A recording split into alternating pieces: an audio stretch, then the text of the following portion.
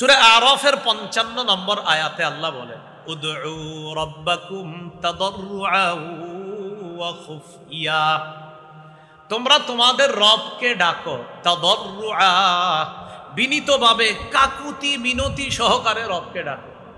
আমরা রবকে ডাকি কিভাবে দেখেন, আমার দিকে তাকান, হাত উঠাই, উঠাই এমন করি, এই তুইও তুল, তুইও তুল, মানে কি মনে কর ধরছি না, হাত উঠা, গলা চুলকায়, হাত চুলকায়, পা চুলকায়, রবের সাথে কি তামাশা করতেছি না?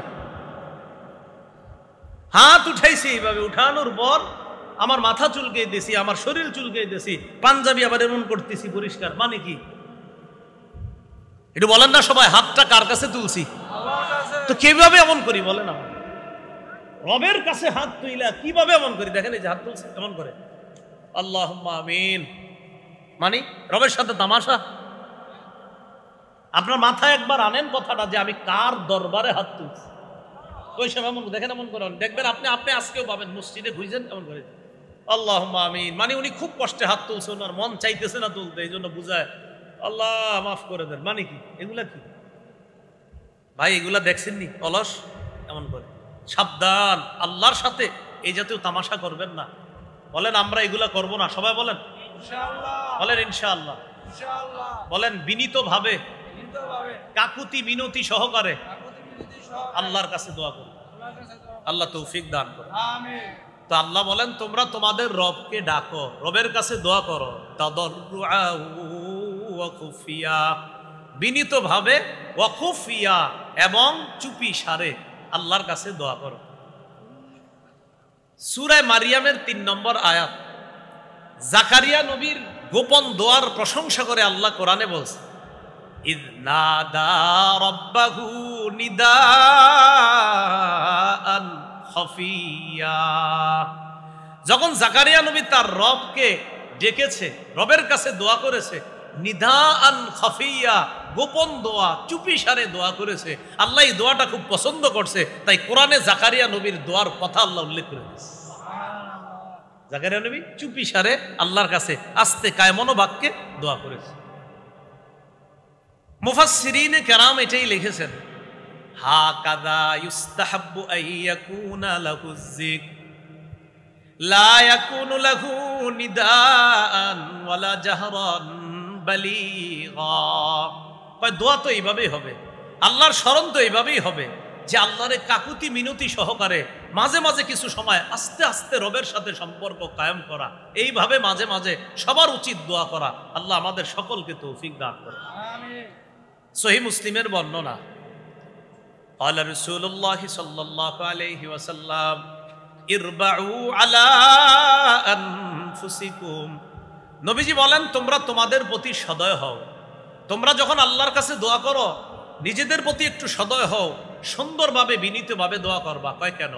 ফাইন্নাকুম লাইসা লা তাদউনা আসাম্মা ওয়ালা গাইবা, কয় তোমরা এমন রবকে ডাকো না যেই রব বধির আর যেই রব অনুপস্থিত, এমন রবকে ডাকো না, তোমরা এমন রবকে ডাকো। কয় কেমন রব? তাদউনা সামিআন করিবা, তোমরা এমন রবকে ডাকো যেই রব সামিআ শুনেন, করিবা আবার একদম নিকটে থাকেন, ওই রবকেই তোমরা ডাকো। ওয়া হুয়া মাআকুম, আর ওই রব তোমাদের সাথে আছে। আবার বলছি, নবী বলেন ইরবাউ আলা আনফুসিকুম, নিজেদের প্রতি সদয় হও, মাঝে মাঝে গোপনে একটু আল্লাহকে ডাকো।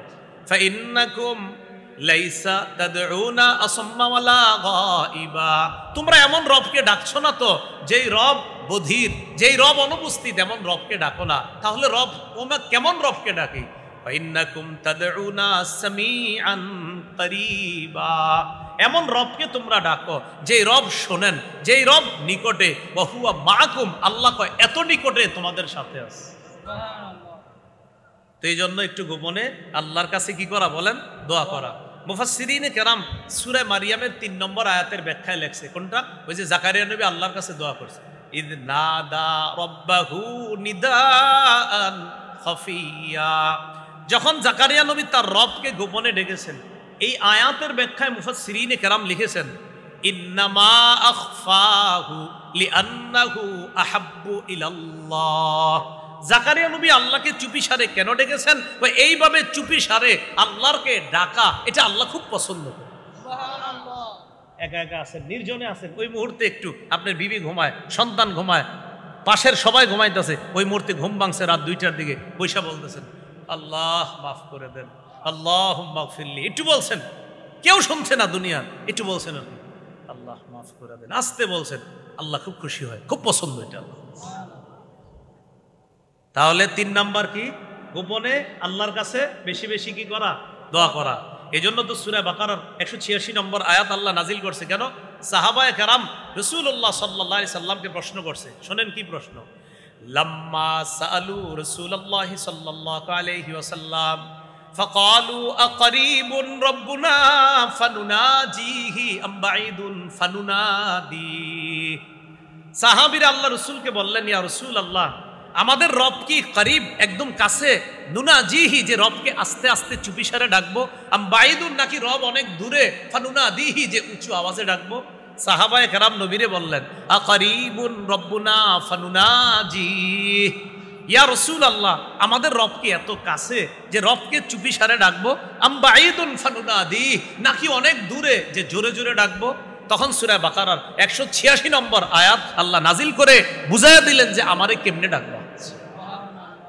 সাহাবীরা কি প্রশ্ন করছে? আল্লাহ কি দূরে না কাছে? কি বলেন তো, কি জিজ্ঞাসা করছে? আল্লাহ কি হুজুর যদি কাছে হয় তাহলে কি আস্তে ডাকবো, আর যদি দূরে হয় তাহলে কি জোরে ডাকবো? আল্লাহ কয়, নবী সাহাবীদেরকে আয়াতটা শোনায়া দেন, সূরা বাকারা 186 নম্বর আয়াত, ওয়া ইযা সাআলাকা ইবাদি আন্নী ফাইন্নী করিব। আপনার কাছে আমার বান্দারা যখন আমার ব্যাপারে জিজ্ঞাসা করে, আপনি বলে দেন ফাইন্নী করিব, আমি কাছে। উজিবু দাওয়াতাদ দাঈ ইযা দাআন, আহ্বানকারী যখন আমাকে ডাকে আমি তার আহ্বানে সাড়া দেই।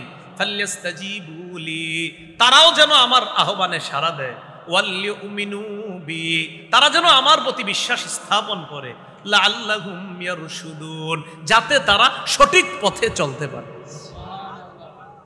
তাহলে সাহাবীদের প্রশ্ন, আল্লাহ কি দূরে না কাছে? আল্লাহ জবাব দিয়ে দিছে কি? মাশাআল্লাহ। সাহাবীদের প্রশ্ন, হুজুর দূরে না কাছে? আল্লাহ আয়াত নাজিল করে জবাব দিয়ে দিছে কি? বলেন কাছে। বলেন করিব, বলেন করিব, আবার বলেন করিব। করিব অর্থ নিকটে, বলেন নিকটে।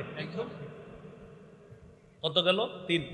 তাহলে গোপন ইবাদত বাড়ানোর 3 নাম্বার উপায় আল্লাহকে গোপনে বেশি ডাকা, দোয়া করা। 4 নাম্বার কি? মাশাআল্লাহ, না জিকির করা। 4 নাম্বার কি করা? জিকির করা। সুবহানাল্লাহ, আলহামদুলিল্লাহ, লা ইলাহা ইল্লাল্লাহ, এই জিকির, আরো যত জিকির হতে পারে সব জিকির করা। সূরা আরাফের 205 নম্বর আয়াতে আল্লাহ বলেন, ওয়াযকুর রাব্বাকা ফি নাফসিকা, তুমি তোমার রবকে স্মরণ করো, ফি নাফসিকা, মনে মনে। বলেন কিভাবে? একটু সুবহানাল্লাহ বলেন। আল্লাহ হাদিসে কুদসির মধ্যে বলছেন, ইদা যাকারানি ফি নাফসিহি, আমার বান্দা যদি আমাকে মনে মনে স্মরণ করে, যাকারতুহু ফি নাফসি, আমি আল্লাহ তাকে মনে মনে স্মরণ করি। আল্লাহ বলেন, ওয়াযকুর রাব্বাকা ফি নাফসিকা, তুমি তোমার রবকে মনে মনে স্মরণ করো। রিকশার মধ্যে বসা, অটোর মধ্যে বসা, ট্রেনের মধ্যে বসা, বাসের মধ্যে বসা, মনে মনে আল্লাহকে স্মরণ করলেন। আল্লাহ বলেন, আমিও তোমারে মনে মনে স্মরণ করছি। বসে রয়েছেন, হঠাৎ মনে আসছে, মনে আসছে, আল্লাহ যদি আমারে সবচেয়ে সুন্দর জান্নাতটা দেয়, মানে আপনার মনে আসছে আল্লাহর কথা, যে আল্লাহ আপনি কত মহান, এটা মনে আসছে। আল্লাহ কয়, তোমার যে মনে আমারে আসছে, আমিও তোমারে মনে করছি। সুবহানাল্লাহ। তাহলে ওয়াযকুর রাব্বাকা ফি নাফসিক, মনে মনে আল্লাহরে স্মরণ করো। তাদাররুআ, বিনীতভাবে। ওয়া খিফাতা, ভয় ভীতি নিয়ে। দুনাল জাহরি মিনাল কওলি, অনুচ্চ সুরে। বিল গুদুবি ওয়াল আসাল, সকাল সন্ধ্যায়। সুবহানাল্লাহ। আবার বলছি, ওয়াযকুর রাব্বাকা ফি নাফসিকা, তোমার রবকে স্মরণ করো মনে মনে। তাদাররুআ, বিনীতভাবে। ওয়া খিফা, ভীতি নিয়ে, ভয় নিয়ে। দুনাল জাহরি মিনাল কওলি, অনুচ্চ সুরে। বিল গুদুবি ওয়াল আসাল, সকাল সন্ধ্যায়। ওয়ালা তাকুম মিনাল গাফিলিন, গাফেলদের অন্তর্ভুক্ত হয়েও না।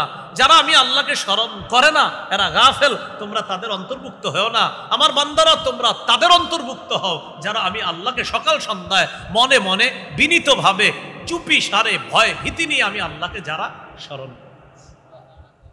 তাহলে আল্লাহর জিকির বেশি বেশি করা, কি বলেন? এটা প্রকাশ্যে তো আমরা মাঝে মাঝে করি, গোপনেও বেশি বেশি জিকির করা। বলেন, গোপনে বেশি বেশি কি করা? জিকির করা। আল্লাহ তৌফিক দান করেন। করব তো সবাই জিকির ইনশাআল্লাহ। 5 নম্বর তো একটা হলো প্রকাশ্যে কোরআন তেলাওয়াত, হেফজখানায় শিক্ষা চলতেছে।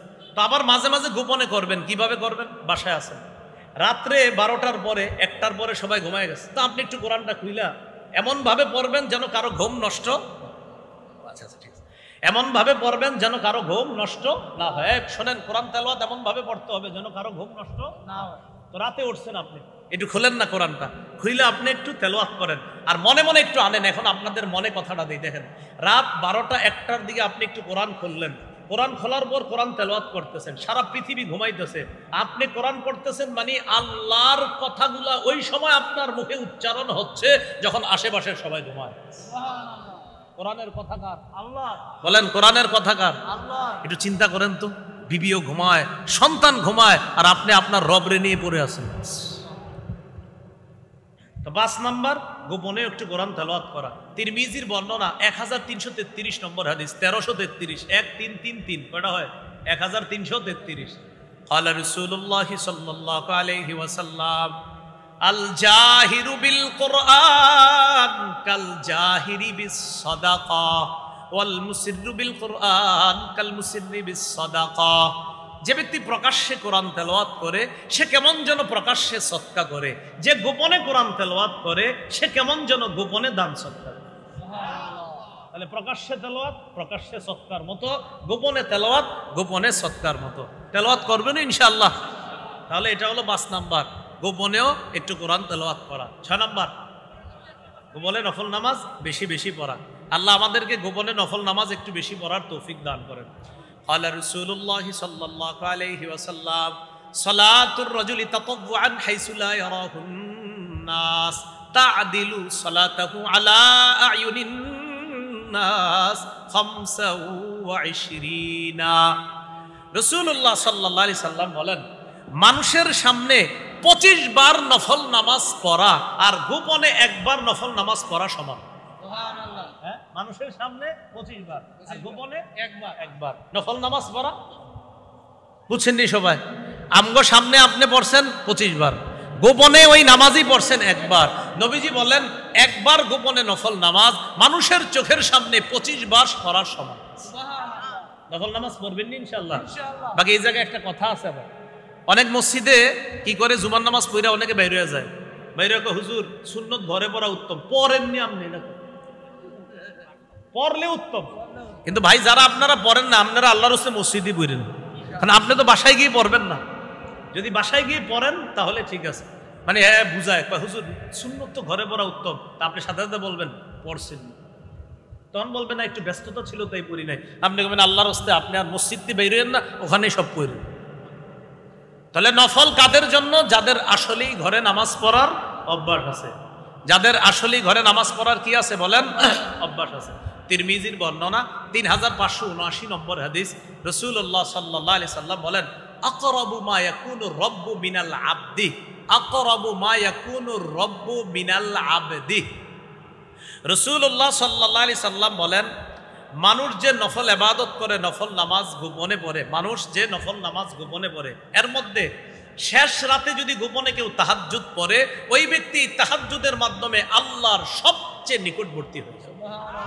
আমি আবার বলছি, আকরাবু মা ইয়াকুনু রাব্বু মিনাল আবদি ফি জাওফিল লাইলিল আখির। তাই শেষ রাতে মানুষ যে তাহাজ্জুদ পড়ে, এই গোপন ইবাদতের মাধ্যমে বান্দা আল্লাহর সবচেয়ে কাছাকাছি হয়ে যায়।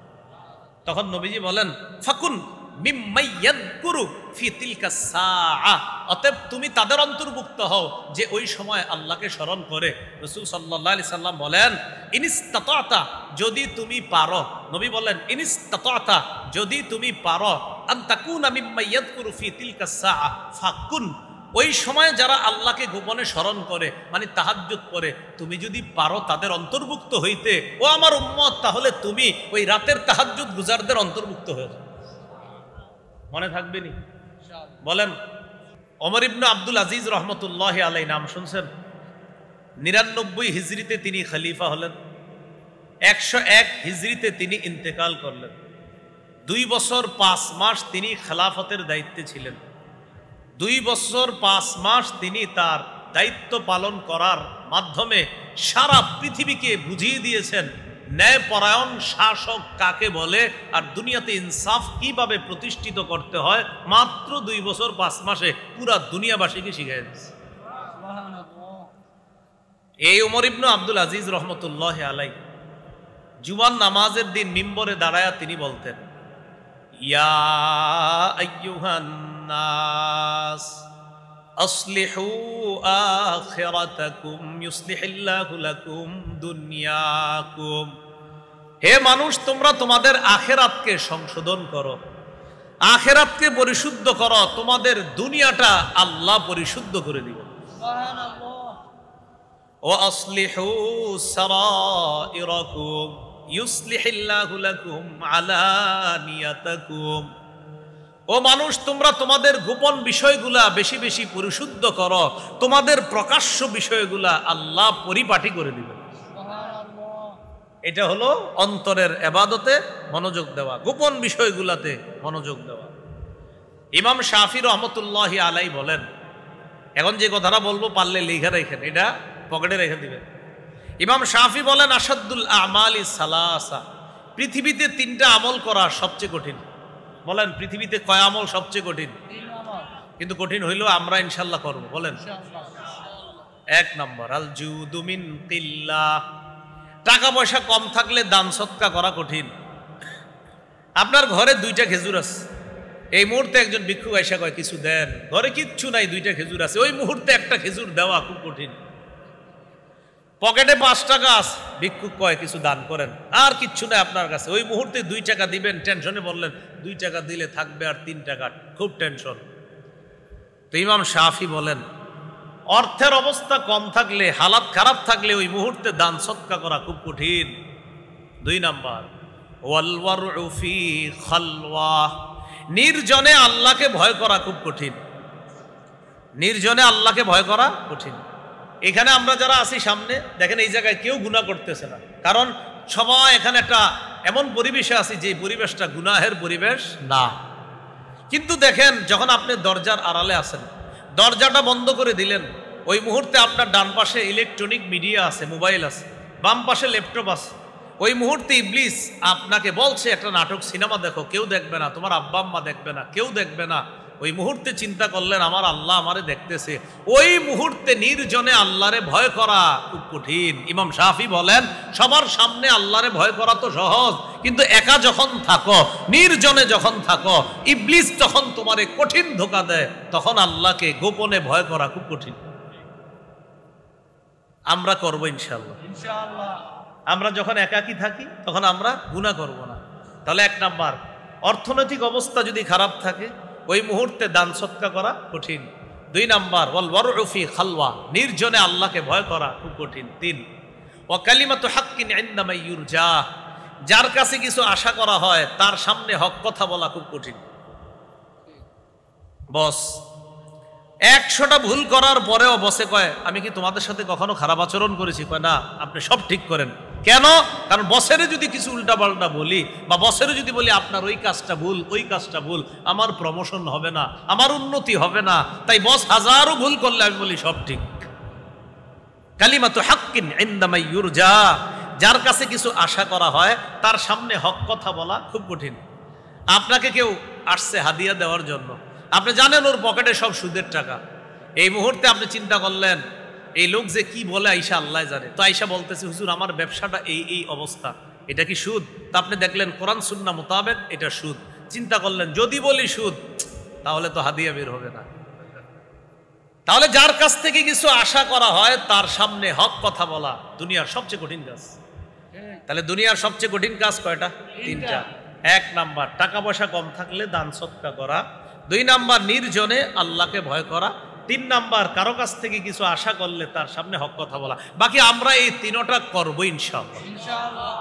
আমরা কম থাকলেও দান করার চেষ্টা করব, নির্জনে আল্লাহকে ভয় করব, যার তার সামনে ইনশাআল্লাহ হক কথা বলার চেষ্টা করব ইনশাআল্লাহ।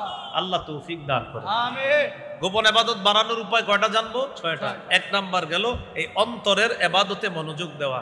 তো আমরা এই জায়গায় মূল আলোচনা, গোপনে আল্লাহরে ভয় করা, এটা হলো অন্তরের একটা ইবাদত। কারণ গোপনে আল্লাহরে যখন ভয় করবেন কেউ দেখবে না, তখন কলবের মধ্যে যদি তাকওয়া থাকে আল্লাহরে ভয় করা সহজ। 2 নম্বর সৎ আমলের নিয়ত করা। বলেন কি করা? সৎ আমলের নিয়ত করা। নিয়তের সম্পর্ক বাহ্যিক অবস্থার সাথে না আভ্যন্তরীণ? আভ্যন্তরীণ আমার অন্তর জানে। সহিহ মুসলিম হাদিস 1909 নম্বর হাদিস, 1909 নম্বর হাদিস, মাদ্রাসা পাঠ্যপুস্তক অনুসারে হাদিস সংখ্যা হবে 3033টা। এই হাদিসের মধ্যে আসছে রাসূলুল্লাহ সাল্লাল্লাহু আলাইহি সাল্লাম বলেন, মান সাআলাল্লাহা শাহাদাতা বিসিদকিন বাল্লাগাহুল্লাহু মানাজিলাশ শুহাদা ওয়া ইন মাতা আলা ফিরাশিহি। রাসূলুল্লাহ সাল্লাল্লাহু আলাইহি সাল্লাম বলেন, কেউ যদি মন থেকে শহীদ হওয়ার কামনা করে, কাদের কাদের নিয়ত আছে? আল্লাহ কবুল করে, আমিন। কেউ যদি মন থেকে শাহাদাত চায়, মন থেকে যদি আল্লাহর কাছে শাহাদাত কামনা করে, ওই ব্যক্তি যদি তার ঘরের বিছানার মধ্যেও মারা যায়, আল্লাহ তাকে শহীদদের মর্যাদায় পৌঁছায় দেয়। সুবহানাল্লাহ। বুঝছেন? সুবহানাল্লাহ বলছেন। আবার বলছি, কেউ মন থেকে চাইছে আল্লাহ আমি শহীদ হব, মারা গেছে ঘরে, কিন্তু তার তামান্না ছিল শহীদ হব। বাল্লাগাহুল্লাহু মানাজিলাশ শুহাদা ওয়া ইন মাতা আলা ফিরাশিহি। সে যদি তার ঘরের বিছানায়ও মারা যায়, নিয়ত যে খাঁটি দিলে করেছে শাহাদাতের, আল্লাহ তাকে শহীদদের মর্যাদায় মাকামে পৌঁছায় দেয়। তাহলে 2 নাম্বার গোপন ইবাদত বাড়ানোর উপায় সৎ আমলের নিয়ত করা, খাঁটি নিয়ত কলব থেকে করা। রাসূলের সাহাবী আবু মুসা আশআরী রাদিয়াল্লাহু তাআলা আনহু বলেন, নিয়াতুল মুমিনি খায়রুম মিন আমালি, ইন্নাল্লাহা লা ইউতিল আবদা আলা নিয়াতিহি মা লা ইউতিহি আলা আমালিহি। নবীর সাহাবী আবু মুসা আশআরী রাদিয়াল্লাহু তাআলা আনহু বলেন, মুমিনের নিয়ত তার আমলের চাইতে উত্তম। মুমিনের নিয়ত তার আমলের চাইতে উত্তম। আল্লাহ তার বান্দাকে আমলের কারণে যেই সওয়াব দান করে, বিশুদ্ধ নিয়তের কারণে এর চাইতে বেশি সওয়াব দান। কেন? ওয়াযালিকা ইন্নান নিয়াতা লা রিয়াআ ফিহা ওয়াল আমালা ইউখালিতুহুর রিয়া। আবু মুসা আশআরী বলেন, বিশুদ্ধ নিয়তের মধ্যে রিয়া থাকে না, লোক দেখানোর উদ্দেশ্য থাকে না, লৌকিকতার উদ্দেশ্য থাকে না। লোক দেখানোর নিয়ত না থাকার কারণে, বিশুদ্ধ নিয়তের কারণে সওয়াব বেশি হয়, কিন্তু আমলের মধ্যে রিয়া আসার সম্ভাবনা থাকার কারণে সওয়াব আল্লাহ দেয় ঠিক, কিন্তু বিশুদ্ধ নিয়তের কারণে সওয়াবটা আল্লাহ বেশি দেয়, কারণ সেখানে রিয়া থাকে না, লোক দেখানোর উদ্দেশ্য থাকে না। তো আমলের সওয়াবও আল্লাহ দেয়। কিন্তু এখানেও মানুষ একটু চিন্তা করে, আমার মনে হয় আমলটা খুব সুন্দর হইতেছে, এটা আইসা পড়তে পারে তার মনের মধ্যে, রিয়ার একটু সম্ভাবনা আমলে আসে, কিন্তু বিশুদ্ধ নিয়তের মধ্যে কোনো রিয়ার সম্ভাবনা নাই। তাই বিশুদ্ধ নিয়তের সওয়াবটা বান্দার কোনো ক্ষেত্রে আমলের চেয়ে আল্লাহ বেশি দান করে। তাহলে নিয়তের সম্পর্ক কলবের সাথে, দিলের সাথে। এই জন্য গোপন ইবাদত বাড়ানোর দ্বিতীয় উপায় সৎ আমলের নিয়ত করা। আল্লাহ আমাদের সকলকে বিশুদ্ধ নিয়ত করার তৌফিক দান করেন, আমিন। সহিহ বুখারীর বর্ণনা ৭৫০১ নম্বর হাদিস। এই হাদিসটার না হাদিসে কুদসি। বলেন হাদিসের নাম কি? হাদিসে কুদসি। হাদিসে কুদসি মানে আল্লাহর বক্তব্য, নবীজি আমাদেরকে জানায় দিবে। قال رسول الله صلى الله عليه وسلم قال الله عز وجل في الحديث القدسي إذا أراد عبدي أن يعمل سيئة فلا تكتبوها عليه حتى يعملها। আল্লাহ বলেন, আমার কোনো বান্দা যদি কোনো গুনাহের নিয়ত করে, এই আমলটা না করা পর্যন্ত তোমরা তার গুনাহটা লিখবা না। আমার বান্দা যদি কোনো গুনাহের নিয়ত করে, গুনাহ না করা পর্যন্ত তার গুনাহটা ও ফেরেশতারা তোমরা লেখো না। বুঝছেননি সবাই? একজনে একটা গুনাহের নিয়ত করছে, আল্লাহ ফেরেশতাদেরকে বলে, ফেরেশতারা আমার বান্দা গুনাহটা না করা পর্যন্ত তার এই গুনাহটা তোমরা লেখো না। এবার আল্লাহ কি বলে দেখে, ফাইন আমিলাহা ফাকতুবুহা বিমিসলিহা। বান্দা যদি গুনাহটা করে ফেলে, একটা গুনার নিয়ত করে, একটা গুনাহ যদি বান্দা করে, বাস যতটা গুনাহ করবে ওই পরিমাণ গুনাহ তার আমল নামায় লেখো। সে গুনাহ করার নিয়ত করেছে, একটা গুনাহ করছে, বাস একটা গুনাহ তোমরা লেখো। ওয়া ইন তারাকাহা মিন আজলি, আর যদি আমার বান্দা গুনাহটা আমারে খুশি করার জন্য ছেড়ে দেয়, বুঝেন, আমার বান্দা গুনাহ করার নিয়ত করেছে, না করা পর্যন্ত গুনাহটা লেখবা না। আমার বান্দা যদি গুনাহটা করে ফেলে তো বাস একটা গুনাহ করলে একটা লেখো। আর যদি বান্দা আমাকে খুশি করার জন্য গুনাহটা ছেড়ে দেয়, ফাকতুবুহা লাহু হাসানা, আমার বান্দার আমলনামায় একটা নেকি লিপিবদ্ধ করে। দেখছেন, গুনার নিয়ত করছেন, গুনাহটা আল্লাহরে খুশি করার জন্য করেন নাই, কাছাকাছি চলে গেছেন গুনাহ করার, আমি আল্লাহর জন্য আমি গুনাহটা করব না। গুনার নিয়ত কইরা শুধু গুনাহটা ছাড়ছেন আল্লাহরে খুশি করার জন্য, আল্লাহ কয় আমারে খুশি করার জন্য গুনাহ করে নাই, বাস এটার জন্য তার একটা সওয়াব দিয়ে দাও। ওয়া ইযা আরাদা আইয়া আমালা হাসানা, আমার বান্দা যদি কোনো নেক আমলের নিয়ত করে, ফাকতুবুহা লাহু হাসানা, নেক আমলের নিয়ত করার সাথে সাথে একটা সওয়াব লিখে দিবেন। ফাইন আমিলাহা, আমার বান্দা যদি নেক আমলটা করে ফেলে, ফাকতুবুহা লাহু বিআশরি আমসালিহা ইলা 700 দিফিন, আমার বান্দার আমল নামায় ওই নেক আমলের সওয়াব 10 থেকে 700 গুণ পর্যন্ত বাড়ায়া লিপিবদ্ধ। হাদিসটা পুরাটা বুঝছেননি সবাই? তাহলে গুনাহের নিয়ত করলে আল্লাহ কয় লেখো না, গুনাহটা আমারে খুশি করার জন্য একটা সওয়াব লিখে দিও। বান্দা যদি নেক আমলের নিয়ত কইরা আমলটা না করে, একটা নেকি লিখে দিও। আর যদি আমলটা করে 10 থেকে 700 পর্যন্ত লিখে দিও। সবাই বলেন নিয়তের সম্পর্ক। তাহলে আমল, এবাদত, গোপন এবাদত বাড়ানোর 2 নাম্বার উপায়, সেটা কি? সৎ আমলের বেশি বেশি নিয়ত করা। 3 মনে আসেনি কারো? 3 নাম্বার কি? মাশাআল্লাহ, গোপনে আল্লাহর কাছে বেশি বেশি দোয়া করা। আমার শ্রোতা একজন আছে, মাশাআল্লাহ সবাই শ্রোতা। 3 নাম্বার গোপনে আল্লাহর কাছে বেশি বেশি দোয়া করা।